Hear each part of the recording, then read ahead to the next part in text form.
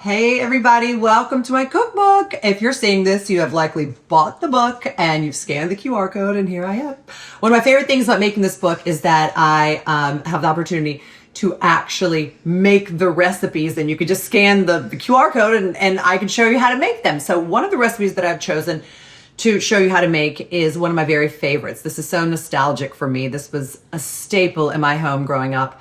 I grew up in Virginia and in Greece, but whether we were in Virginia or we were in Greece for the summer, we always ate this in the morning.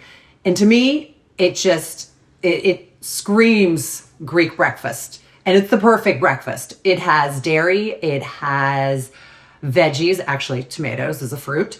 It has carbs, it has some beautiful basil, it has olive oil, oregano, and just a dash of salt, and it is so satiating and so delicious, yet so simple. I'm going to show you how to make it. So the first thing you do is make sure you get a really nice piece of bread. I like to buy the loaf and cut it myself. I actually had them cut it for me at the market today. This is delicious sourdough. I generally make it on thicker bread, but it's up to you, whatever kind of bread you like. So you toast your bread, you cut your tomatoes, you make sure that you have a beautiful feta in the brine. That's the key. Make sure your feta is in brine. It changes it so dramatically.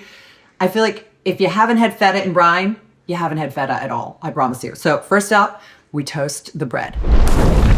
Okay, so I toasted my sourdough bread. I like it crunchy on the outside, but still chewy on the inside. That's my favorite way. All right, so I'm gonna put it in this plate here. I'll put this here so you can see really well.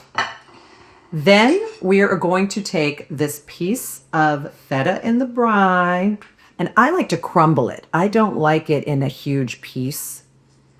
I feel like this is a nicer way to do it. So you go like this, and you cover the bread.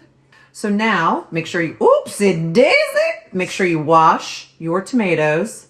I like to use cherry tomatoes. It doesn't matter if they're cherry tomatoes or not. I just slice them right down the middle. Just like that. And the tomatoes in Greece, for some reason, are so incredibly sweet. I don't even know what to say. They really do taste like fruit. Where I feel like the tomatoes here aren't quite as flavorful. Now, make sure you wash your basil, which I have. And I'm going to roll it up like this.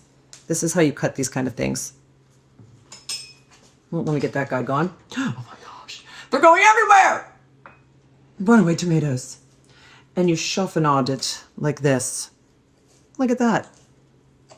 And you look really fancy, like a copper chef. You just do like this. There you go. Then I'm going to put, I'm going to put a pinch of salt. Just like that. Then I'm going to put my oregano from Greece, by the way. I always get the oregano from Greece. My mom used to make me smuggle it back in my suitcase when I was a child. If you're Greek and you're watching this, you feel my pain.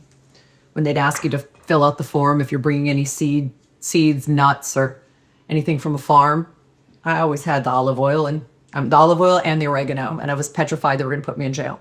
And there you go. And now look, I'm going to slice it. Do you see how beautiful that is? And here we go. This is so good. I know it seems like so basic, but it's anything but basic.